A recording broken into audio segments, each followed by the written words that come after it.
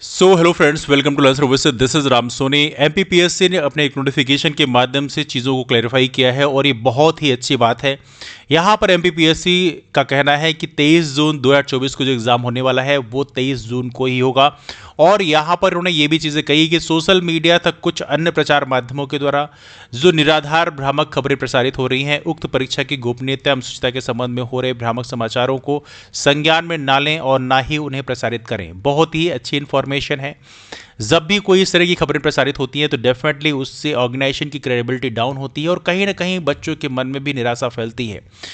यहाँ पे लिखते हैं, उक्त परीक्षा निर्धारित तिथि को नियत समय पर ही संपूर्ण दिशा निर्देशों का पालन करते हुए आयोजित की जाएगी। और साथ में ये एक लाइन नीचे और भी लिखी है, आयोग द्वारा आयोजित विभिन्न भर्ती परीक्षाओं के संबंध में सोशल मीडिया प्लेटफॉर्म पर अन्य प्रचार माध्यमों पर निराधार भ्रामक जानकारी अफवाह प्रसारित फॉरवर्ड करते हुए कोई व्यक्ति संस्था पाते हैं तो उनके विरुद्ध नियमानुसार कठोर कानूनी कार्रवाई की जाएगी, ऐसा एमपीपीएससी कहना है।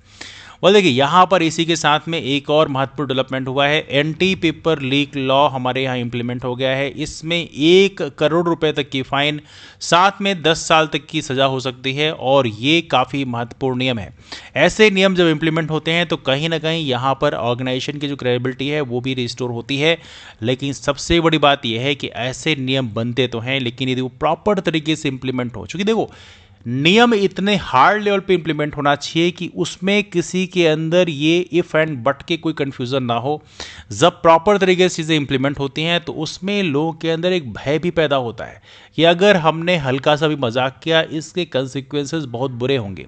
सोचो कोई एक बार मैसेज ऐसे कर दे कि हाँ देखो मैं पेपर लीक कर रहा हूँ, मैं ये क्वेश्चन दे रहा हूँ, ऐसा अगर किसी ने भी कह लिया तो उसके अंदर प्रॉपर भय होना चाहिए कि नहीं मैं ऐसा कतई नहीं करूंगा, बिकॉज इन चीज़ों के कंसिक्वेंसेस बहुत ही गंदे होंगे, है ना। तो ये चीज़ें काफ़ी ज़रूरी हैं। That's a very good. तो ये रहा हमारा इस एग्ज़ाम के बारे में, एमपीपीएससी ने कंप्लीटली क्लैरिफाई कर दिया, ये बहुत अच्छी बात है। दूसरी बात मैं आप लोगों से कहना चाहता हूँ कि एमपीपीएससी के एग्ज़ाम आप लोग कल देंगे तो इसके लिए आप लोगों को ढेरों सारी शुभकामनाएं एंड ऑल द बेस्ट। आप लोग अच्छे तरीके से एग्ज़ाम को दीजिए। एक चीज़ मैं आप लोगों से कहना चाहूँगा कि देखिए अभी लास्ट मोमेंट में अक्सर ये लगता है कि ये छूट रहा है वो छूट रहा है। बहुत सारी चीज़ें आप रिकॉल करते हो कि हाँ ये चीज़ें मैंने पिछले साल पढ़ी थी, इस बार तो नहीं पढ़ पाया, ऐसा है ये छूट रहा है। तो आप उसके लिए पैनिक मत होइए। जो चीज़ें आपने पढ़ रखी है, जो चीज़ें आपने रिवाइज कर रखी है, उस पर विश्वास रखें। समय अब बहुत कम बचा हुआ है कि आप अननेसेसरी चीज़ों को देखें। आप प्रयास यही करें कि जो भी चीज़ें आपने 2-4 बार पढ़ी है उनमें से किसी एक पोर्शन को अभी आप जाके देख सकते हो। चूँकि अभी 2-3 घंटे का टाइम बचा हुआ है तो आप उन चीज़ों को देख सकते हो। कल बहुत ज़्यादा रस मत करिएगा। आज रात में आप टाइम से सो जाइएगा। ये मत सोचिएगा एंजाइटी कि नहीं नहीं मैं कुछ नहीं कर पाया तो चलो आज रात को ही पढ़ लेता हूँ, कुछ तो कर लेता हूँ। ऐसा गलती बिल्कुल मत करना। ये एग्ज़ामिनेशन एक रात की पढ़ाई का है भी नहीं। ये एग्ज़ामिनेशन की बात करें तो ये एग्ज़ामिनेशन आपने जो भी पढ़ा है, थोड़ा बहुत पढ़ा है, कैसा भी पढ़ा है, वो उसको परफॉर्म करने का है।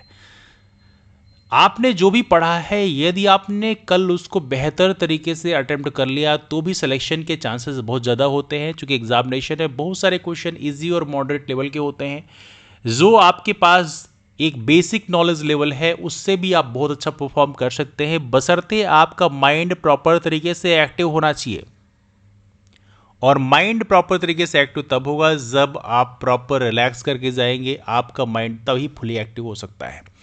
तो आप आज रात को प्रॉपर तरीके से आप नींद लेके जाएं और कल भी रिलैक्स मूड में ही रहें प्रॉपर तरीके से। आप जैसे एग्ज़ामिनेशन, जैसे हमारे यहाँ की बात करें तो एग्ज़ामिनेशन आपका 10 बजे से है, तो आप प्रयास करें, ये ध्यान रखें कि आप खाना जो है कोई लंच है जो 7:30-8 बजे तक खा लें और उसके बाद ही जाए। एग्जामिनेशन खाली पेट मत देने जाएगा, बिकॉज क्या होता है कई बार फिर आपको वहाँ पैनिक सिचुएशन क्रिएट होती है। तो हल्का सा नाश्ता करके जाइए जिससे कि आपको एनर्जी प्रॉपर तरीके से आपके पास में रहे।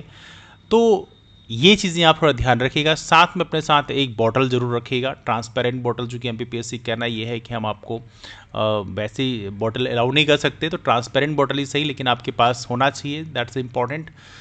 तो ये बेसिक चीज़ों को ध्यान रखिएगा। अपना जो एडमिट कार्ड यदि आपने अभी तक नहीं निकाला है तो एडमिट कार्ड अभी जाके प्रिंट आउट निकलवा लीजिए, क्योंकि कई बार क्या होता है कि दुकानें आसपास की बंद हो जाती हैं तो फिर दिक्कतें होती हैं। आपके पास जो बॉल पॉइंट पेन है वो आपके पास अभी से होना चाहिए, दिस इज़ इंपॉर्टेंट। तो ये जो बेसिक चीज़ें हैं और आपके जो एडमिट कार्ड में चीज़ें लिखी हुई हैं उसको प्रॉपर तरीके से आप रीड आउट कर लीजिए, क्या करना है क्या नहीं करना है ना, क्या पहन के जाना है क्या नहीं पहन के जाना है।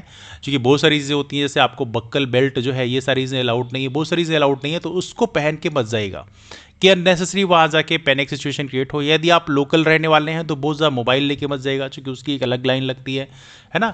तो कुछ जो चीज़ें अननेसेसरी हैं उसको जितना आप अवॉइड कर सकें उतना आप अवॉइड करिएगा, जिससे आप अननेसेसरी पैनिक ना होइए और एग्जामिनेशन आप दीजिए। आप सभी को ऑल द बेस्ट। लेकिन एक और चीज़ मैं कहना चाहता हूँ, एग्जामिनेशन के बाद पैनिक नहीं होना है। One exam doesn't decide your future. तो आपको ये भी नहीं सोचना है कि नहीं नहीं मेरा एग्ज़ाम ख़राब गया तो मैं क्या करूं। एक एग्ज़ाम आपका फ्यूचर डिसाइड नहीं करता, इसलिए आप बिल्कुल रिलैक्स होके जाओ। अभी आपके पास अगली अपॉर्चुनिटी है, अनंत अपॉर्चुनिटीज़ हैं। और यहाँ पर बहुत सारे ऐसे भी लोग हैं जिन्होंने एग्जामिनेशन में अच्छा ना करते हुए किसी और क्षेत्र में बहुत अच्छा किया है ना। सभी लोग तो सिविल सर्वेंट हैं भी नहीं।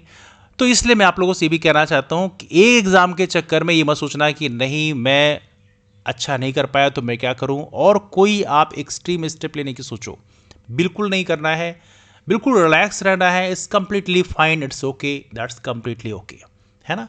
तो ये चीज़ें आपके मन में होनी चाहिए, तभी आपको ना सिर्फ एक ब्यूरोक्रेट बनना है बल्कि आपको एक बेस्ट ह्यूमन बीइंग भी बनना है।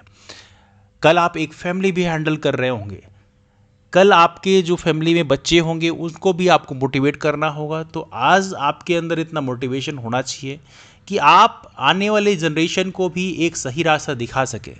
तो आपको ये ज़रूरी है कोई भी ऐसा अननेसेसरी स्टेप लेने का दिमाग में ख्याल ही मत लाइएगा, बिकॉज दैट्स वेरी इंपॉर्टेंट। ये एडवाइस मैं इसलिए दे रहा हूँ बिकॉज आमतौर पर जो लोग फैमिली के साथ रहते हैं उनके यहाँ ऐसी समस्याएं कमी होती हैं, लेकिन जो लोग आमतौर पे अकेले रहते हैं वहाँ पर उनके मन में अनाप शनाप ख्याल आते हैं। तो आपको ऐसा कुछ नहीं सोचना है। One examination doesn't decide your future. लोग दुनिया में बहुत अच्छा कर रहे हैं जो सिविल सर्वेंट नहीं भी हैं। तो इसलिए थोड़ा सा मैं आप लोगों को ये कहना चाहता हूँ, लेकिन फिलहाल आप लोगों को एग्जामिनेशन के लिए ऑल द बेस्ट। कूल होकर एग्जाम दीजिएगा, जैसा भी आपका लेवल है उसके हिसाब से परफॉर्मेंस आप देंगे कूल होकर तो डेफिनेटली अच्छा ही होगा। तो डिस्कशन को फिलहाल यहीं से वाइंड अप करते हैं। आप सभी लोग एग्जामिनेशन के लिए once again all the best and that's all for now. मुलाकात करते हैं फिर, तब तक के लिए bye bye and take care.